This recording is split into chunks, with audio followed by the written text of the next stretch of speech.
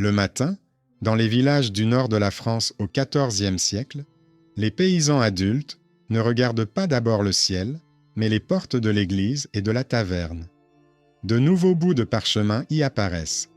Des vers grossiers sur les barons qui auraient abandonné leurs gens lors d'une incursion, sur les dames qui organisèrent des festins avec des mercenaires, sur la saleté des nobles qui auraient provoqué le châtiment. À l'heure du déjeuner, les feuilles ne sont plus nécessaires, les vers sont récités de mémoire.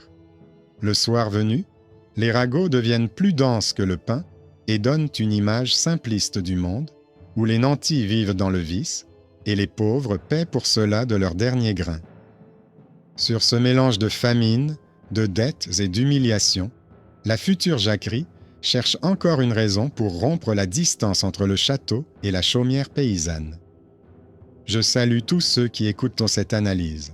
Écrivez dans les commentaires de quelle ville et de quel pays vous regardez cette vidéo et quelles histoires de révoltes paysannes et de boue baroniale vous avez rencontrées dans les chroniques et les films. Je vous souhaite une écoute tranquille mais attentive, car nous allons maintenant voir comment le mythe de la protestation morale pour l'honneur de Madame cache une réalité plus prosaïque, une explosion fiscale dans laquelle les feuilles sur le vice ne font qu'enflammer un sol déjà imprégné de combustible. La France du milieu du XIVe siècle est épuisée par la guerre avec l'Angleterre. La défaite de Poitiers, la capture du roi Jean II et de dizaines de prisonniers nobles transforment l'honneur en gage et la terre en entrepôt hypothéqué. La rançon des seigneurs adultes et du roi est payée par de nouveaux impôts. Au niveau des ordonnances, cela est présenté comme le salut du royaume. Au niveau des villages, cela ressemble à une nouvelle visite des percepteurs venus réclamer du grain, du bétail et de l'argent. Aux obligations féodales habituelles s'ajoutent des suppléments pour la guerre et pour la rançon. Pour le paysan, ce n'est pas une abstraction, mais un coffre vide et une réserve de semences réduite pour l'année suivante. Les châteaux détruits par la guerre et les troupes mercenaires sont reconstruits aux frais des communautés environnantes. Les seigneurs, ayant perdu une partie de leurs revenus, font peser le poids de cette perte sur les classes inférieures. Ils augmentent les corvées, imposent des obligations supplémentaires en nature et renforcent les sanctions en cas de non-paiement. De nouvelles lignes apparaissent dans les registres concernant les impôts extraordinaires et les listes des villages comportent des mentions relatives à des livraisons spéciales de céréales et de vin. Ce sont précisément les régions où la jacquerie éclatera plus tard qui sont déjà surchargées de paiements. Les paysans ne lisent pas les parchemins, mais ils ressentent chaque nouvelle redevance au nom de l'honneur sur leur dos. Dans ce contexte, des histoires circulent pour expliquer où va l'argent confisqué. On dit que les seigneurs capitulent trop vite, soucieux de leur propre rachat, que les dames à l'arrière ne connaissent pas la mesure en matière de luxe, que les nobles négocient avec l'ennemi pour sauver les tissus et l'argent, mais pas les gens. Dans les chroniques tardives, ces récits sont amplifiés jusqu'à devenir la légende de la noblesse corrompue qui serait à l'origine de la colère des classes populaires. Pour les paysans eux-mêmes, ces récits deviennent un moyen de se faire une idée. Si les impôts ne leur apportent pas de protection, c'est qu'ils nourrissent les vices de quelqu'un d'autre. Ainsi, l'honneur de Madame devient le symbole de ce pourquoi ils doivent payer. Les principaux textes sur la jacquerie ont été écrits par des personnes liées au monde noble. Ils mettent l'accent sur les épisodes où les insurgés attaquent les châteaux et se vengent précisément pour l'honneur. Ils saccagent les maisons, poursuivent les parentes adultes des seigneurs, cassent les meubles et les signes de statut social.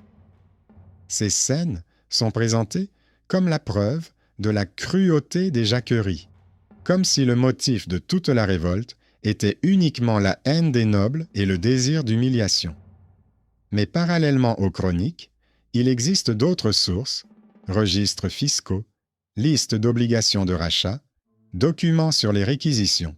Elles ne mentionnent pas la saleté des dames, mais contiennent des chiffres mornes qui augmentent d'année en année dans les mêmes provinces où une vague de révolte déferlera plus tard. Si l'on regarde la carte, on constate que les cibles de la révolte ne sont pas n'importe quel château, mais souvent les domaines qui ont été soumis à des prélèvements particulièrement lourds et au passage de mercenaires. Derrière les accusations retentissantes de vice se cache une géographie assez pragmatique. Les paysans s'en prennent à ceux qui se trouvent être les représentants les plus proches du système d'imposition.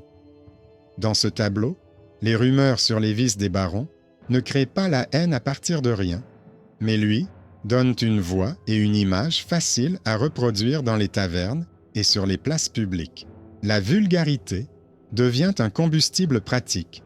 À la douleur économique s'ajoute un sentiment de mépris moral envers ceux qui exigent d'être payés pour leur honneur sans remplir leur fonction de protection.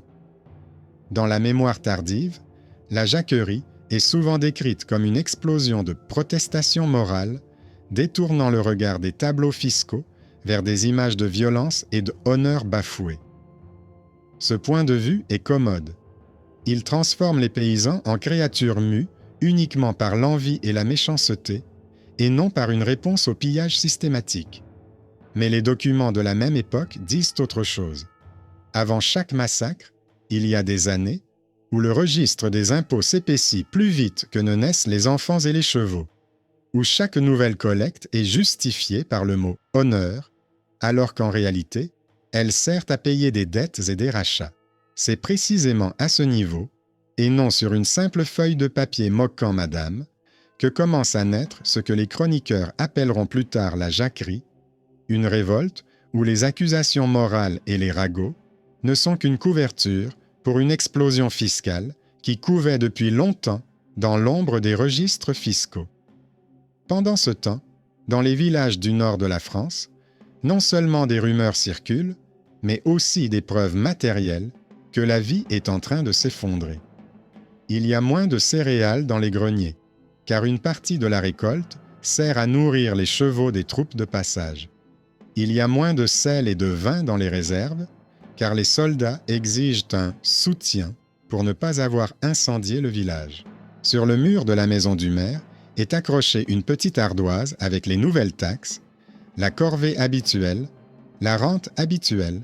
En plus, une contribution pour le rachat du seigneur capturé, une contribution pour la réparation du château, une contribution pour l'embauche d'une troupe pour se protéger de ces mêmes soldats. Chaque mois, le nombre de lignes augmente. Les gens qui savent lire répètent la rumeur. Dans les villes, on dit que la noblesse est corrompue, qu'elle boit, festoie et vend l'honneur de ses dames à des étrangers. Mais les paysans n'ont pas seulement entre les mains des feuilles de ragots, mais aussi de véritables listes de paiement où chaque nouvelle ligne transforme la captivité et le luxe d'autrui en leur propre famine. Les années qui précèdent la révolte jacobine sont marquées par une série de défaites. Lors de la bataille de Poitiers, que les chroniqueurs qualifieront plus tard de catastrophe, le roi de France est fait prisonnier, ainsi que de nombreux nobles adultes. Ils reviennent non seulement comme des hommes ayant subi l'humiliation, mais aussi comme des sources de dettes. Pour payer leur rançon, il faut vendre ou hypothéquer des terres, emprunter aux communautés urbaines, augmenter les impôts sur les villages. Les familles nobles, qui pouvaient encore récemment subsister grâce à leurs rentes et au butin de guerre, sont désormais contraintes de soutirer de l'argent à ceux qui vivaient déjà près de la famine. Dans certaines provinces, de nouvelles formes d'impôts apparaissent. Des taxes spéciales pour chaque ménage, une taxe spéciale pour le droit de moudre le grain au moulin du seigneur, des dons volontaires en faveur des prisonniers. Pendant ce temps, la guerre continue. Des groupes de mercenaires et de soldats démobilisés, privés de leur solde régulière, errent sur les mêmes terres qui doivent nourrir les rois et les paysans. Dans les documents, on les appelle des bandes de brigands. Dans les villages, simplement un fléau. Ils extorquent de la nourriture, du vin, des vêtements, parfois de l'argent, en échange de la promesse de ne pas brûler et ne pas tuer. Pour les autorités locales, le seul moyen de les retenir est de prélever de nouvelles taxes, collecter du grain, du bétail, de l'argent, afin de racheter le droit du village à rester intact. À cela s'ajoutent les impôts nationaux liés au financement des campagnes lointaines et des accords diplomatiques. Au total, cela donne un registre qui grossit comme une tumeur et chaque nouvelle défaite sur le front se transforme en une nouvelle ligne sur ce tableau. C'est dans l'ombre de ces listes financières que naissent les histoires sur l'honneur des dames. Dans la bouche des paysans et des petits bourgeois, elles semblent simples. On dit que les seigneurs ne savent pas protéger leurs dames, que des choses honteuses se passent dans les châteaux, que les nobles adultes se livrent à leurs ennemis ou à leurs alliés en échange de cadeaux et de protection. Ces récits ne sont presque jamais consignés dans les actes judiciaires. Ils vivent dans les chansons, les moqueries, les tracts anonymes. En revanche, ils constituent un langage très pratique pour décrire ce que le paysan voit tous les jours, sa propre impuissance. Si le seigneur ne peut même pas protéger l'honneur de sa dame, cela signifie qu'il ne peut pas non plus protéger les champs contre le pillage, la maison contre l'incendie, le village contre une nouvelle réquisition. Ainsi, le motif de la vulgarité d'autrui devient le symbole de l'incapacité politique et militaire de toute une classe sociale. Les pamphlets urbains et les récits oraux, qui passent de taverne en taverne, reprennent ce thème. Là où un scribe lettré peut se permettre de faire une allusion discrète, il décrit une dame adulte qui recevrait dans ses appartements les ennemis de son mari pendant que celui-ci est en captivité. Une autre histoire met en scène un baron qui, pour sauver sa peau, abandonne sa forteresse et sa famille au sort, puis exige des paysans qu'ils rassemblent une rançon pour sa libération. Chaque histoire mêle fait et fiction. Certains ont réellement payé la rançon du seigneur, d'autres ont vu le château se rendre sans combattre, d'autres encore ont entendu parler par des tiers du comportement honteux des adultes à la cour. Pour ceux qui vivent sous la pression constante des impôts et des raids, les détails importent peu. C'est l'image d'ensemble qui compte. La noblesse vit comme elle l'entend, et ce sont ceux qui labourent la terre qui doivent payer pour cela. Les documents officiels de l'époque tiennent un autre discours. Là où les chansons évoquent le vice et l'honneur, les ordonnances royales et les listes locales mentionnent des subventions, des taxes supplémentaires, des prélèvements spéciaux pour le rachat des prisonniers. Dans un district, on enregistre le nombre de fermes et la somme que chacune doit verser. Dans un autre, le nombre de mesures de blé à envoyer à la ville fortifiée. Les autorités épiscopales et laïques s'écrivent pour se plaindre du poids des nouvelles taxes, de la fuite des paysans qui abandonnent leurs terres, de la désertification des villages. Dans le même temps, ces mêmes autorités continuent de porter des accusations de désobéissance et de outrage à l'honneur des seigneurs si quelqu'un refuse de payer. Sur le papier, cela donne une image étrange. Le langage moral est presque absent, tandis que les chiffres et les termes financiers occupent la majeure partie des lignes.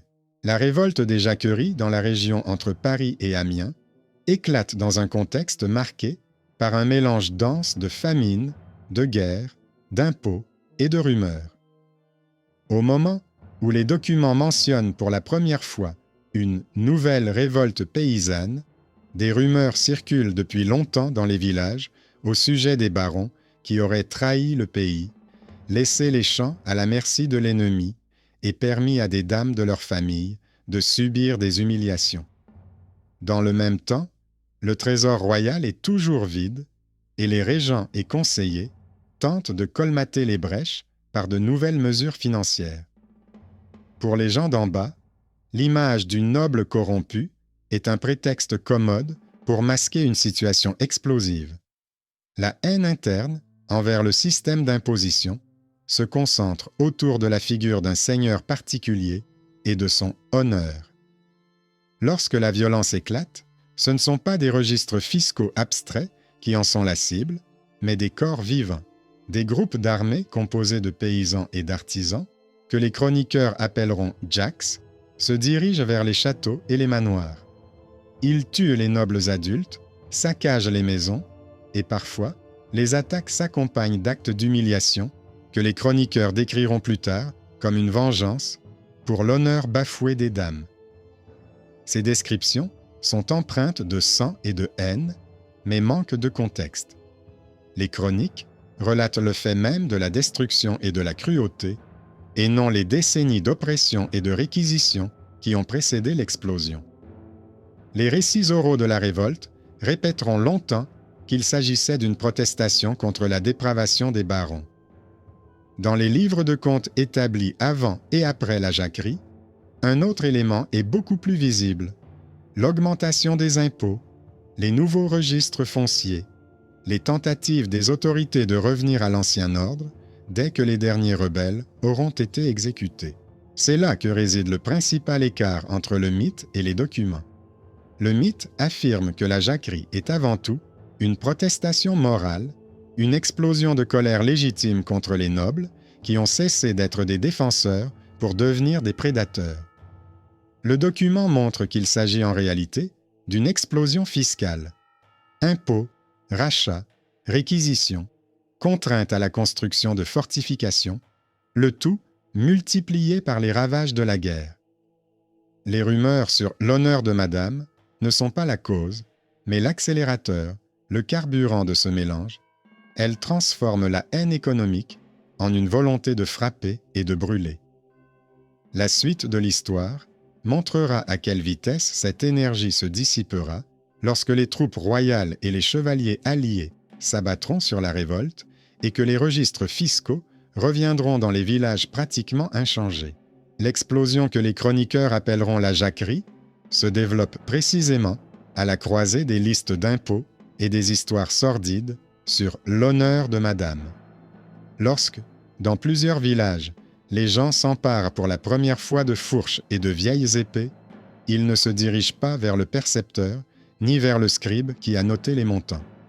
Ils se dirigent vers le château du seigneur le plus proche. Les récits des survivants font tous état de la même scène. La maison fortifiée, où l'on se rendait autrefois pour payer son tribut et présenter ses hommages, devient soudainement une cible. Là, selon les insurgés, se trouve celui qui a trahi le pays, qui a abandonné les champs à l'ennemi, qui leur a pris leur argent pour se racheter et faire la fête, qui n'a pas protégé sa propre femme et a ainsi perdu le droit au respect. Les chroniques rédigées par des personnes instruites, étroitement liées à la noblesse, rendent compte principalement de la fureur elle-même. Elles décrivent comment des groupes d'adultes paysans et artisans envahissent les domaines, tuent les propriétaires, les humilient physiquement, obligeant parfois ceux qui sont encore en vie à assister à la destruction de leur maison. Dans ces textes, l'accent est toujours mis sur la sauvagerie des rebelles, sur la façon dont ils auraient pris plaisir à détruire le statut de la noblesse.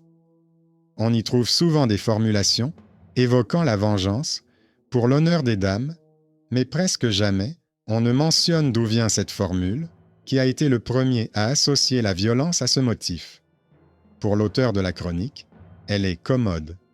Il est facile d'imaginer que les villages se sont soulevés, non pas à cause des impôts et des réquisitions, mais parce que les roturiers ont soudainement eu envie de juger les seigneurs pour leurs mœurs. Si l'on regarde les événements à travers les yeux des personnes chargées de la comptabilité, le tableau est différent. Dans les mêmes provinces où éclate la jacquerie, les registres paroissiaux et royaux indiquent depuis plusieurs années consécutives une augmentation des sommes exigées de chaque foyer. On y voit comment, après la capture du roi et des grands seigneurs, des impôts supplémentaires sont introduits pour le rachat, comment, sous prétexte de protection contre les bandes errantes, des prélèvements supplémentaires sont imposés pour l'entretien des garnisons locales.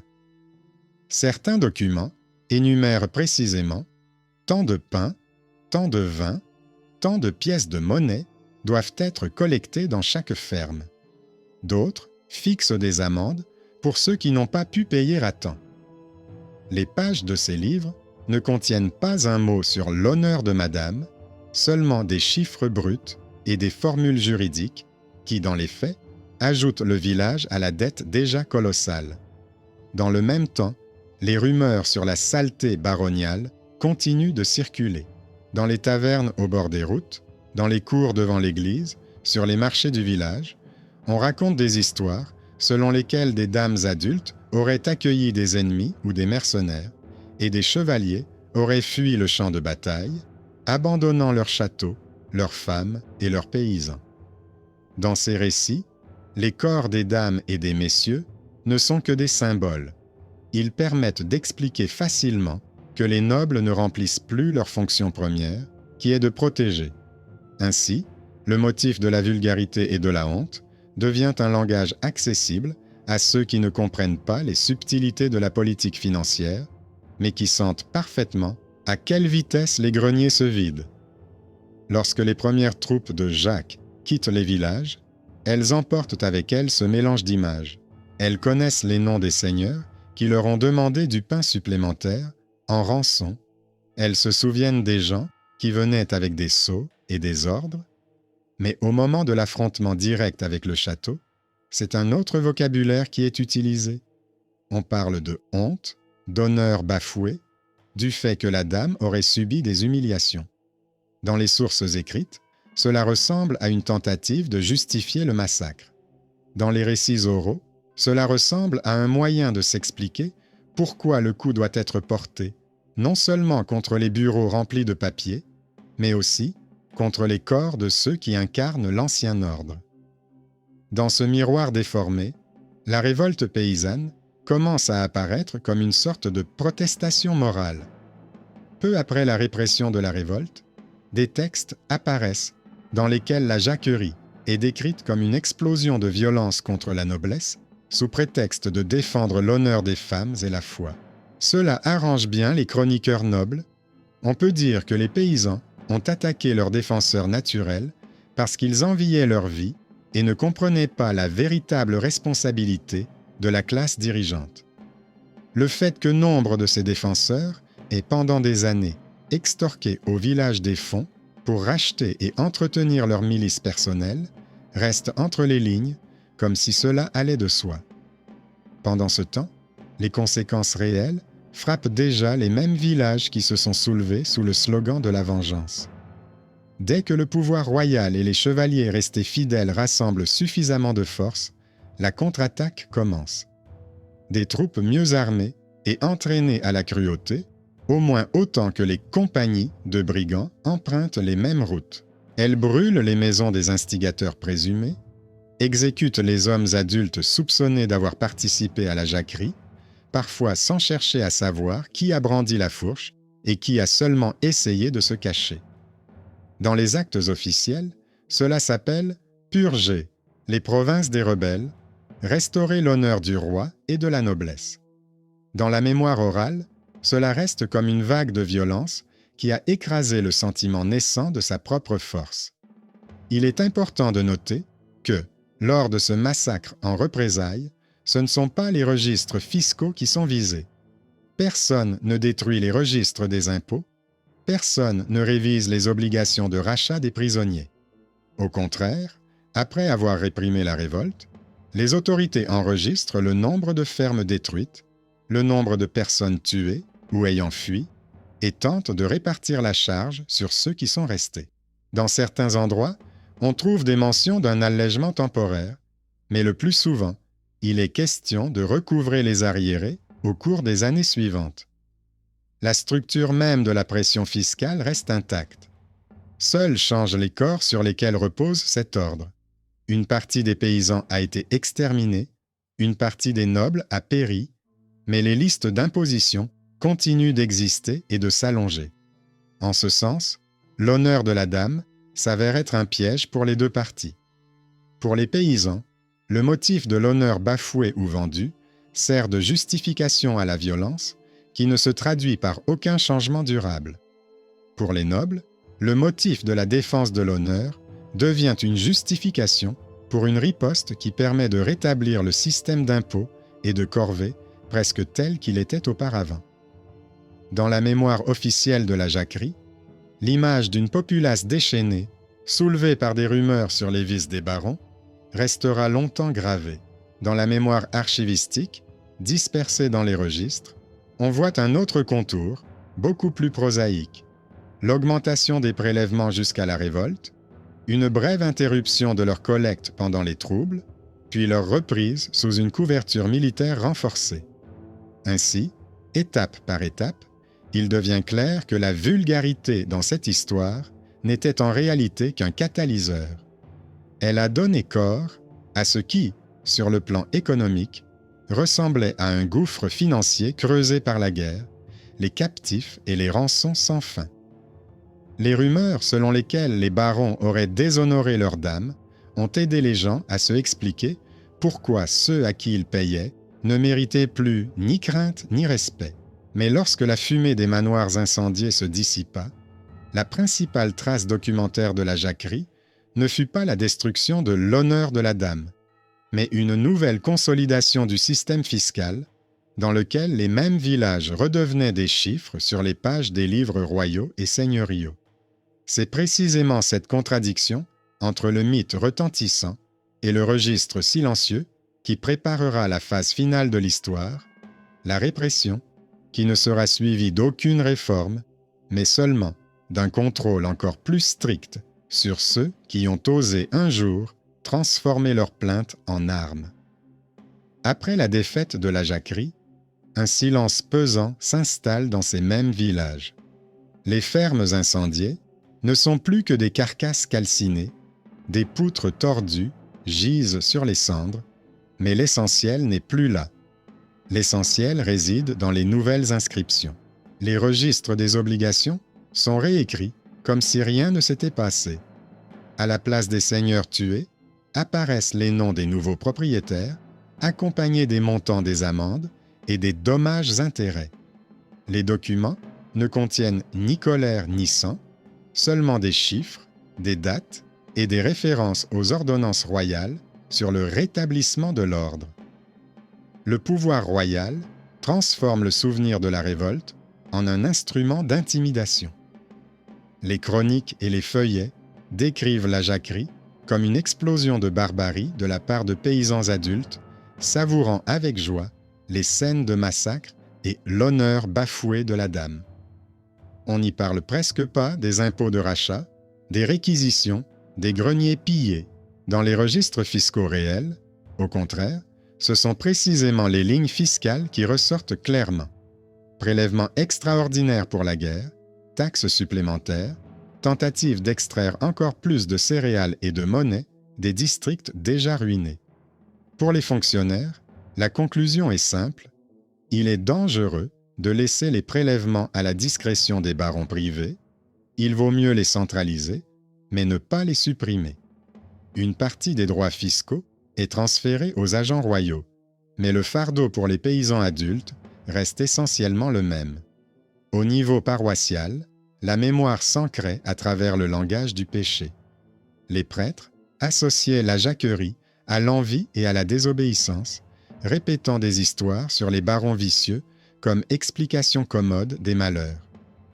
Pour le village, la révolte resta longtemps sous la forme d'une légende pour l'honneur, et non d'une discussion sur la structure des prélèvements. Les gens se souviennent d'avoir marché avec des fourches vers le château, mais moins d'avoir payé pendant des années la rançon du seigneur capturé et d'avoir subi les réquisitions. Ainsi, le sentiment sincère de protestation morale masque l'économie de la violence, et la défaite est vécue comme le retour à un ordre naturel où certains sont nés pour payer et d'autres pour percevoir. Au fil des siècles, l'historien, en découvrant les sources, voit clairement cette rupture.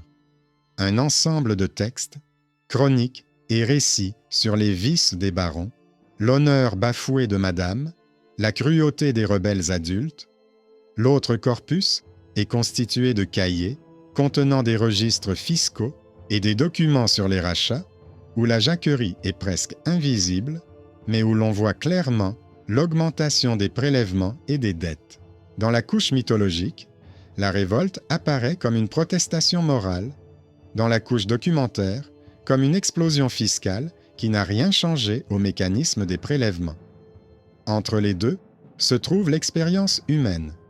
Les rumeurs sur l'honneur ont effectivement poussé au meurtre, mais après le massacre, les mêmes livres se trouvaient toujours sur les tables des percepteurs, avec seulement une nouvelle écriture et les mêmes chiffres que les paysans adultes devaient toujours payer.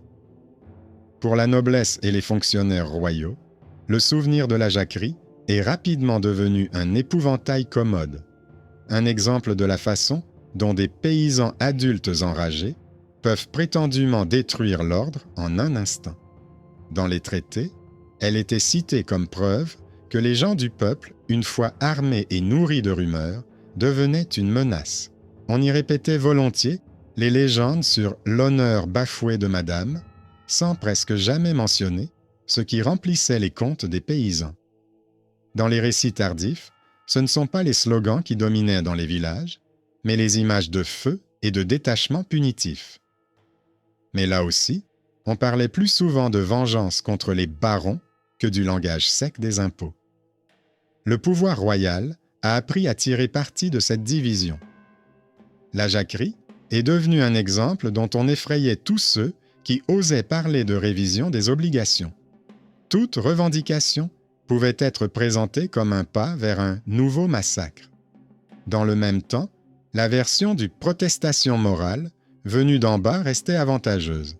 Elle permettait de parler de l'envie et du vice des seigneurs, mais pas de la structure de la fiscalité, des réquisitions, des droits de rachat, des tarifs des moulins et des ponts. Ainsi, le langage de l'honneur, qui avait éclaté pendant les massacres, continuait à masquer la simple arithmétique de l'extraction d'argent aux contribuables adultes. Dans la politique pratique, après la révolte, c'est précisément l'arithmétique qui a été renforcée.